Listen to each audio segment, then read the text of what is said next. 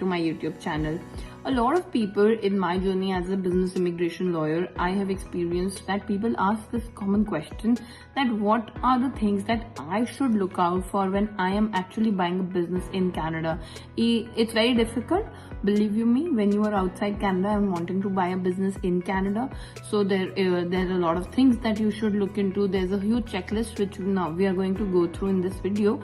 The whole purpose of this video is to guide you through the things that you should be watching out for, you should be noting down, you should be actually doing your due diligence for buying a business in Canada, because businesses, usually the businesses on sale are not what they appear to be. It's better to have professionals by your side in taking this essential step of buying the business. So today we are going to discuss some of the checklists, some things that you can keep your note. It's a free guidebook which will be available on our LinkedIn as well, on Ace Laws LinkedIn, as well as in the description box. The link is going to be there. So do let us know if you want any other information about this.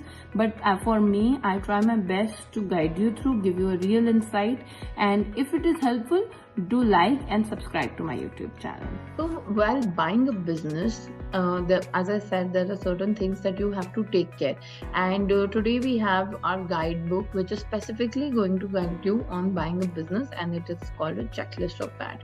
Usually people will have this question of where to start from, what are the things, because it's everybody's first time, I'm sure. So definitely there are things that you should consider. And before we dive into due diligence checklist, which is like one of the major checklists, you should be seeing the following and answering yourself, introspecting and answering yourself, that are you passionate about this business and its niche? Because if you're not, then in the long term it's not going to be helpful, it's not going to be worthy, you are going to lose interest, you are not going to have consistency, which is very important. So are you buying out a competitor for its talent or product offering?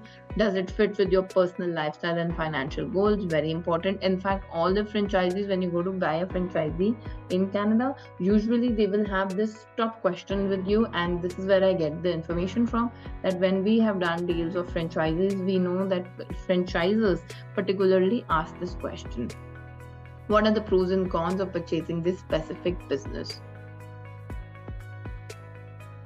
Among many other questions, you will also, there will be key due diligence things which we will now look into. So the checklist, it goes like, these are the essentials and no compromise when purchasing a business. One is the operation and the structure of the business. Like currently, is it a sole proprietorship? Is it a partnership?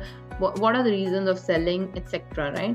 Then what are the financial profit loss? Of course, you have to look into the proper documentation of the business, the tax documents of the business, everything, and this is all part of the due diligence. Check over material contracts. What are the contracts currently the client is dealing with? Very important, because some people tend to have contracts without business, so it's very important that you match it with the tax documentation as well. Review clients and purchasing habits. You have to understand what is the kind of market trend, the purchasing habit of the people who are going to look into buying this business. How is the marketing, branding and communication? As you know, nowadays marketing is very important for any business, and for this particular brand also, how are the customers basically coming in, how are the customers contacting you? Then if there is any legal and insurance problem, which is a must to check in Canadian businesses. What are the assets? Of course, physical as well as digital, intellectual property. If the trademark is registered, if there's anything else that has to be done, then if that is done. So because intellectual property also adds to the value of the business, if it is at that point wherein it is it's making the business recognized for what it stands for. Of course, the company might have a CPA, company might have a lawyer, etc. So are the professional services already included, or you are going to have a third party person doing it for you? Employees and HR. Currently, some people want to take over the employees as it is because they don't want to disturb it. Some people also want to buy business, and some people in Canada usually also retire, but that is why they are selling the business. And because you are buying the business, people are okay, because they want to continue the pension sector, they will still continue to work for you even though they were ex-owners, so don't mind. So these are certain things, it's very subjective as per the business. it's and as per the industry. So yes, you can look into the things. After you've done all of this, you can review all of this and you can have a purchasing plan with an expert. Now let's discuss the first thing, which is the operations and the structure of the business. Of course, you will be able to go through this guide very easily, but I'm just trying to skim it for you. These are one of the first things that you should be taking care of if there are articles of incorporation company. So first thing is the operation and the structure of the business. Of course, you will get this documentation, which is like one of the basic documentation, articles of the business, company bylaws. If there has been any amendments, there has been any articles amendment, etc. Everything you will have it. Also get the shareholder and the list of shareholder of the business. That's very important. There might be shareholder certificates registered, so you can check for that. Assuming that you are buying a business which has because a lot of companies in Canada are made on numbered companies, like they have a 1 2 3 4 5 6 Ontario Limited or in incorporation INC, but you can check the trade names of this business, because company might be a numbered company on paper but might have a different trade name by which is operating businesses. A list of all provinces, etc., where the company is incorporating. Usually, if it's a federal company, it has all the ability and powers to run across Canada. If it's a province-based company, it can only do operations there. Okay, and of course, besides all this, all the products, services, etc., this you will definitely look into, because you will know the kind of business you're buying. It will depend. There one thing very important when buying businesses in Canada is the business licensing part. If the business license is expired, immediately ask why is it expired, what has gone wrong. You should always go for a business which has a business which is licenses are running, etc. These are all things. These are all things which are province to province specific. For example, Alberta requires a business license. Ontario requires in some industries, so it varies, right? So just check about the license. It's usually an easy application to do. Then what are the financial profit loss? That is step 2, which we call the EBITDA. The blood of every business is basically cash flow. Without it, it's hard to retain a business. So you want to make sure that you understand the complete picture of what you're walking into if you're planning on buying a business, and it starts with the financials. Take everything you can, including a credit report, inventory, rate of return by product, projections, capital budget, strategic plans, whatever has gone into play till now, you should have it. Also have a certified statements that is audited by a Canadian certified public accountant. That's called a CPA, right? Then comes the step 3, which is you check over material contracts. Because why you do that? Because this will fill you in with what you are contractually obligated to retain and what terms and extent. For example, if somebody is taken a subscription which you think in this business is not needed anymore, so you should know about it. These are the small things. Maybe you would want to cost cut, maybe you want to just prudently use your financials. So people have different goals, different agendas when buying a business, and hence it is very much specific to what you are going to look into. But in my opinion, this is also a step which needs to be covered, because if you are under obligation to fulfill a contract, you should be able to do it, right? And because you are taking the liability of the business, it comes on to you. So any mortgages, very important. Any loans, very important, the business might have. Any current, even not just loans with the primary lenders, also like the banks, also with the secondary lenders, private lending, etc. Be careful about it. Usually business will also have some kind of cash inflow. Definitely know about it, because it will not be there on the paper, which is again a thing that you need to think about. That's what practically happens, and I'm just giving you a true picture. Any non-disclosure, non-compete agreements, of course you can see on my screen all the things that I think should be you should be wary about.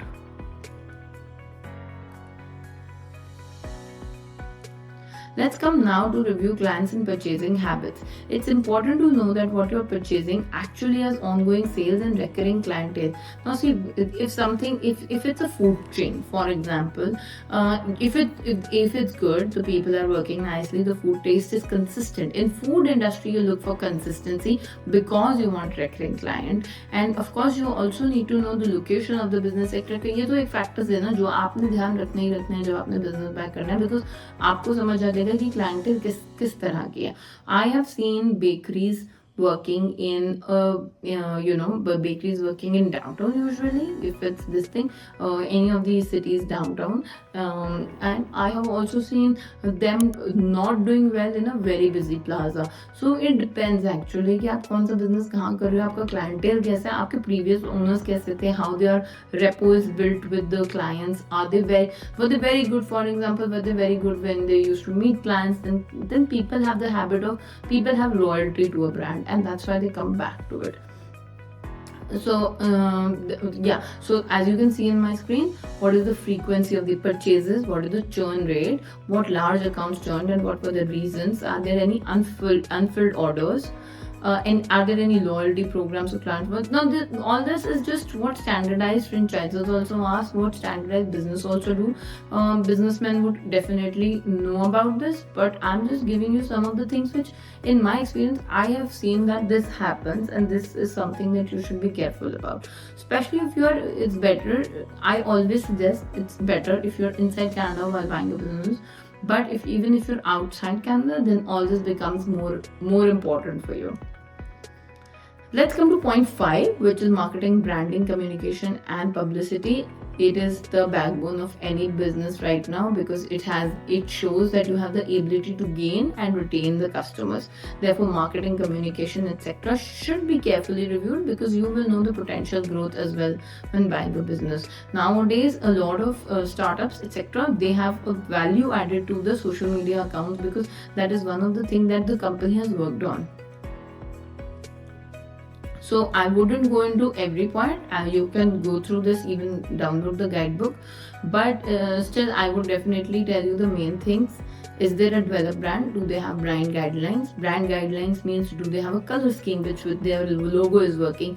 Usually you will see that a lot of food industry would have red and yellow, like McDonald's, KFC in them, because those are the colors that, the trick is to get you hungry, and those are the colors that make you excited, and stimulus is there for you to food craving.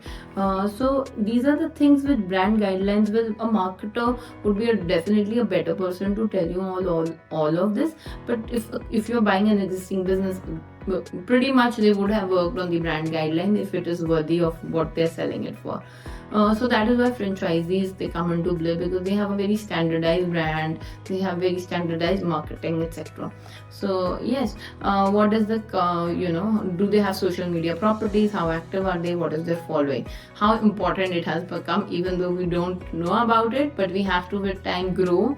Even if you're a traditional businessman who's been doing work, now understand that the market has changed. People want your social media presence, because it is one of the biggest source of getting your clientele.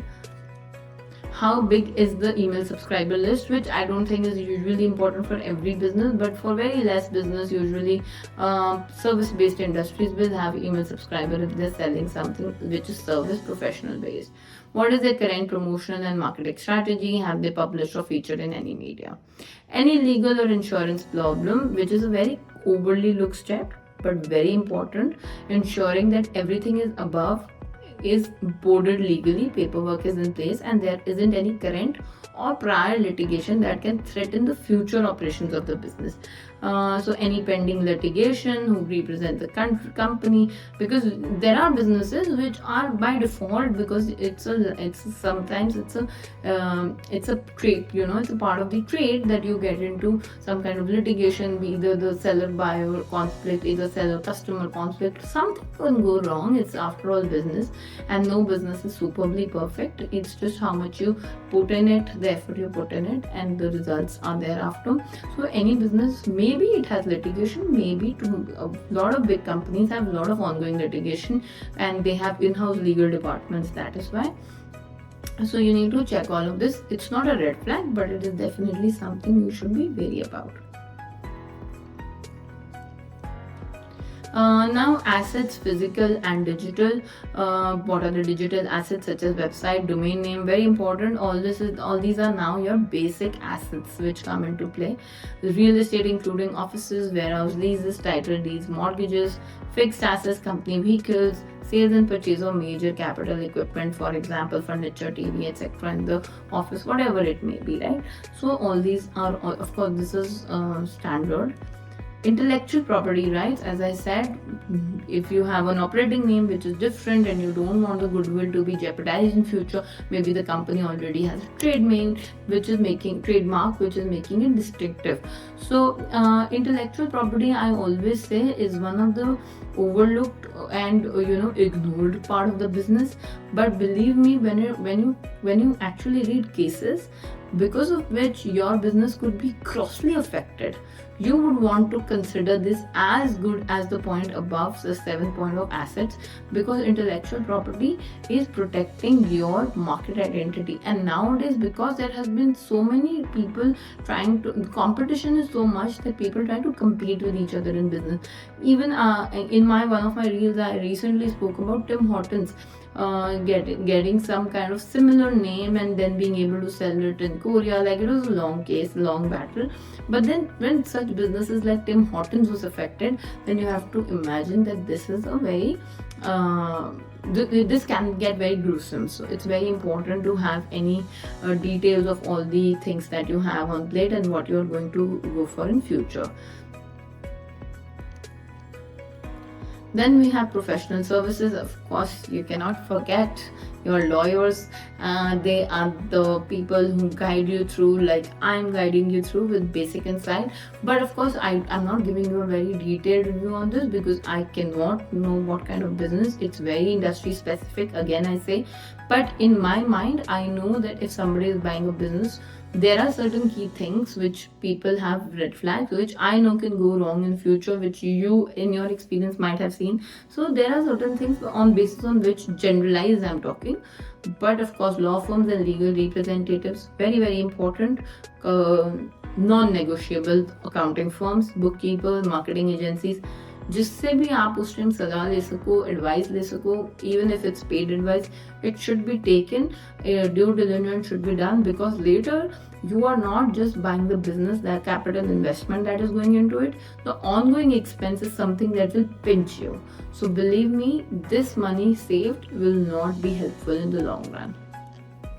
Then we come to employees and human resources. Organizational chart kya hai, what are the employee roster, who's coming when, how are the employees, non-disclosure, non-solicitation, very important, because people start their businesses like in 14 months also I've seen. So you can imagine that you need to have a non-competition agreement in place, because maybe your business has some trade secrets like every business. Then what are the benefits you are going to do if you might want to in future want to maneuver that, so you need to know about it. After all, you are spending money. And yeah, and you should also actually have an employee plan wherein you know that people want to stay with the new business leadership or want to move on. In the end, you can actually just review everything with an expert. We also help you. In fact, I personally help a lot of people buying businesses in Canada. Even if you have the intention of buying a business, let's come to the immigration angle of it. Then we have you can say, we have so much of experience pan Canada, pan different industries, that now we'll be able to just, when I know what kind of business the man is going to go, okay, I will know that these are the key things that the person should look into. So not to say that there are not programs in which you can come and buy the business, but definitely there are certain things you can do. If you're outside Canada, you can look into a business, get a business plan ready, etc. All the basics things done, and then you can apply for a C11 work permit. Very important, very successful program if you are looking into international LMI exempted. होता क्या है, आप वो work permit लेके आप इधर आ सकते हो, बिजनेस को पूरी तरह कंक्लूड करके बाय कर सकते हो, लुक एंड फील देख सकते हो बिजनेस की. Maybe you want to take training with the franchisor और the existing business owner, and you can then buy the business inside. Once you buy the business, I will also tell you that you can get permanent residency in Canada. Conditions applicable, which we are going to discuss case specific, but yes, you can definitely do that as well. So in today's video, I'm going to conclude by saying, do complete due diligence, but leave some leap of faith to God as well, because after all, it's business. It has certain risk element to it, which is the spice of life. So yes, I hope you like this video. I hope it is knowledgeable for you. I want to bring more such informative content for you guys. And if you have any particular topic you want me to tell you about, research about, even if it's just giving you a gist about it, giving you analysis about it, I can do that for sure. Just put it in the comment section. Thank you. Share my channel, follow me on Instagram for my daily vlogging. And yeah, thank you. Bye bye.